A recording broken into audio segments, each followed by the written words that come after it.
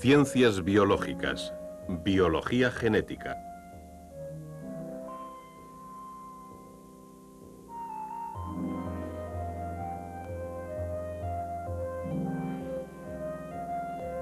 Células sexuales, un huevo rodeado de esperma, el momento de la fertilización. Las células sexuales son un punto crucial de la genética, el campo que investiga la herencia y en última instancia las propias unidades que controlan la vida, los genes. Pero, ¿qué hace que las células sexuales sean diferentes de las otras? La respuesta se encuentra en los cromosomas, los cuerpos que contienen los genes ubicados en el núcleo celular. Todas las células nucleadas contienen cromosomas, 4 en cada célula de este gusano redondo, 16 en cada célula de esta planta, 46 diminutos cromosomas en las células humanas, números pares, porque en cada célula hay 2 conjuntos iguales de cromosomas. Las células sexuales constituyen la excepción. Estas células especiales de reproducción tienen un conjunto, un solo conjunto. A través de la fertilización, el individuo nuevo inicia la vida con pares de cromosomas. Estas parejas de cromosomas, un conjunto de cada progenitor, es un acontecimiento relativamente reciente en la escala de tiempo biológica. Las primeras formas de vida eran semejantes a bacterias, organismos con cromosomas únicos impares.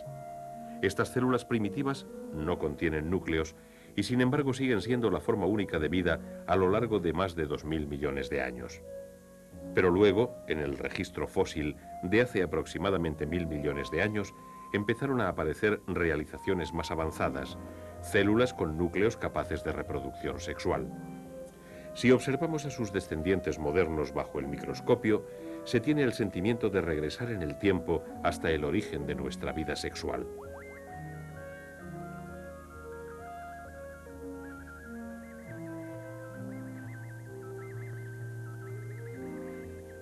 Estas células energéticas, los animalitos saltarines descritos por primera vez por Leeuwenhoek hace más de 300 años, se reproducen asexualmente. Se han propagado durante miles de generaciones, copiando sencillamente sus programas genéticos y dividiéndose.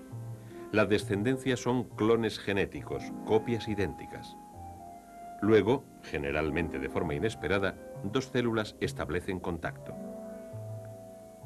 Durante unos minutos se sienten juntas en unión sexual.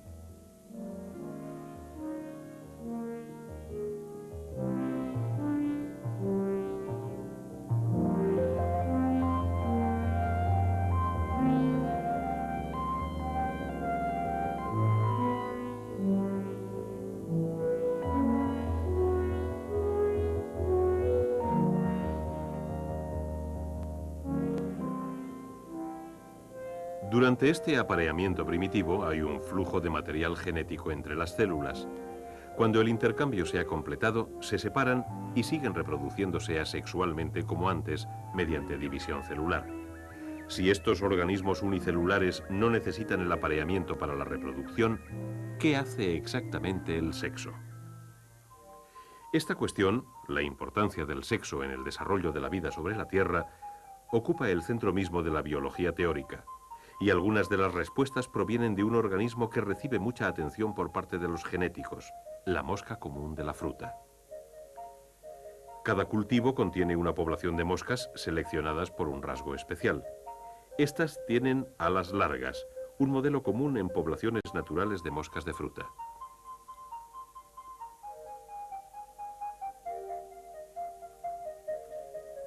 Esta población tiene alas cortas.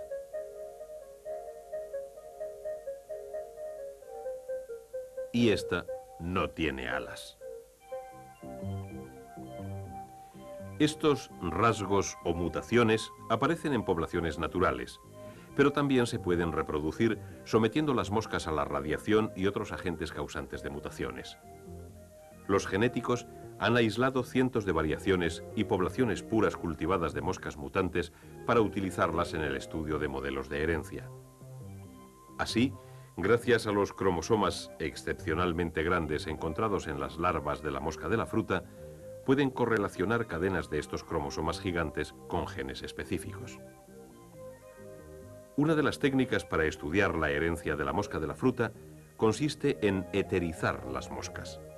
El someterlas durante unos minutos permite al investigador separarlas por sexos y establecer cruces experimentales. Por ejemplo, si las hembras de alas cortas se cruzan con machos de una raza pura de moscas de alas largas, ¿cómo serán las alas de los descendientes? No es fácil observar la vida amorosa de las moscas de la fruta, pero al día siguiente se encuentran huevos fértiles. Algunos de ellos se han convertido realmente en larvas.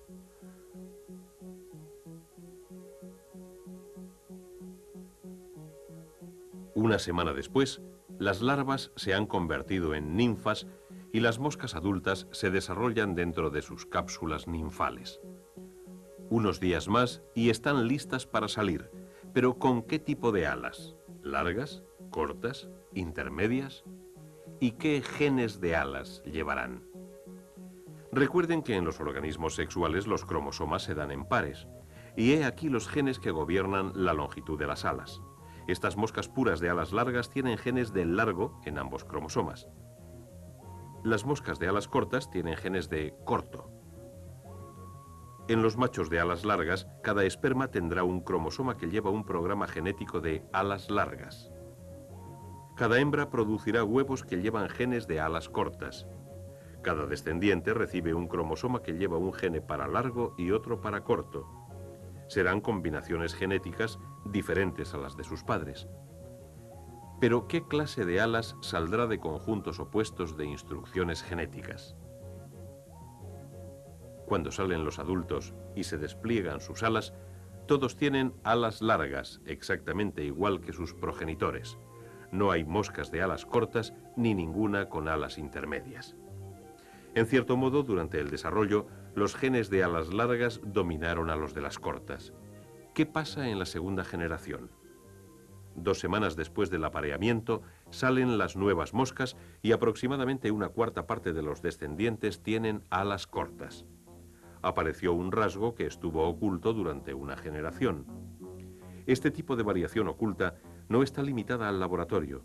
En la naturaleza, los rasgos ocultos surgen siempre en los organismos sexuales. El albinismo, la falta de pigmento de color, es un ejemplo muy visible de esta variación oculta. Pocos albinos llegan a ranas maduras capaces de aparearse, pero el rasgo persiste en muchas poblaciones de ranas. Nuestras moscas de la primera generación, que llevan ambos genes de alas, el dominante y el recesivo, muestran la razón. Cuando sus cromosomas por pares se parcelan para hacer 6 células, la mitad lleva genes de largo y la otra mitad genes de corto. Al rellenar la tabla con todas las fertilizaciones posibles, se producen 3 tipos de moscas genéticamente diferentes. Pero ¿cómo serán? Como el largo es dominante, la proporción esperada es de 3 largos por 1 corto. 3:1, casi la proporción entre alas largas y cortas vista en nuestros grupos de moscas de segunda generación. Y 2 de cada 3 de estas moscas de alas largas llevan un programa genético oculto para alas cortas.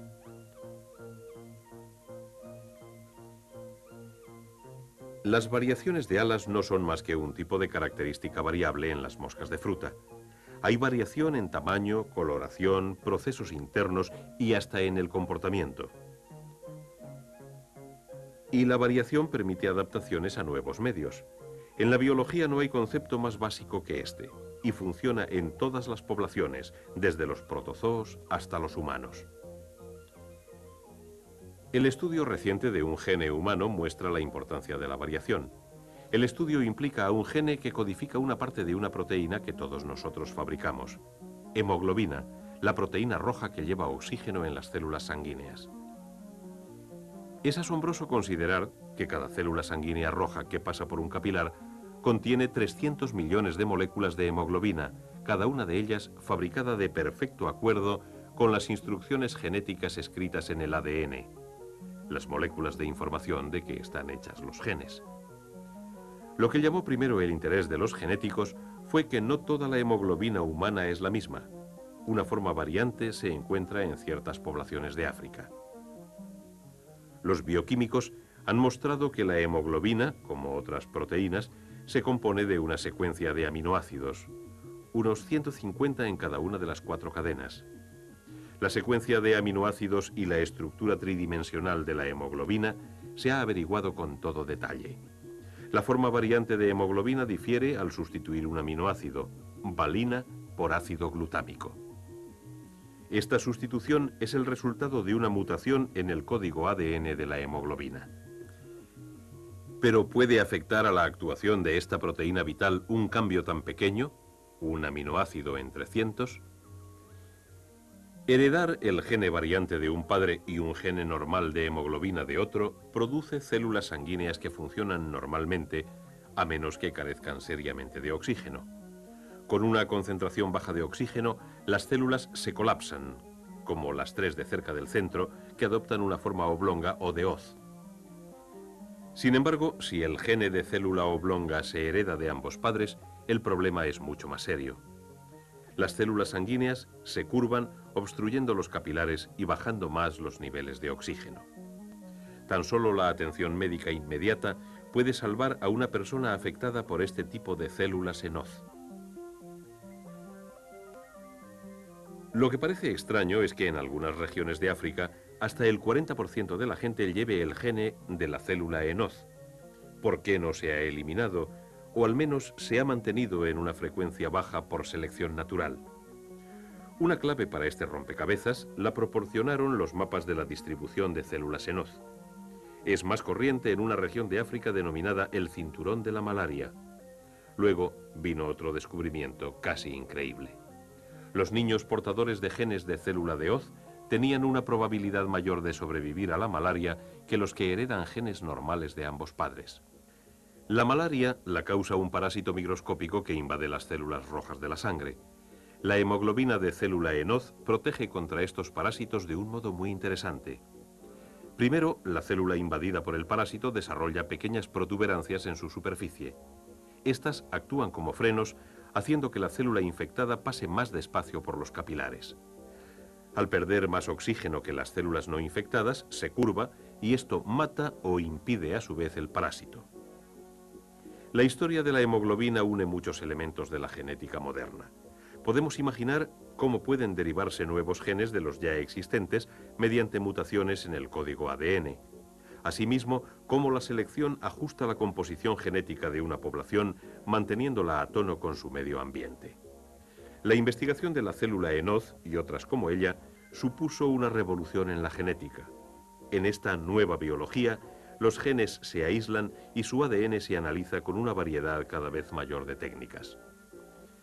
Centrándonos en el ADN, los genéticos han alcanzado un objetivo increíble: la síntesis de nuevos genes.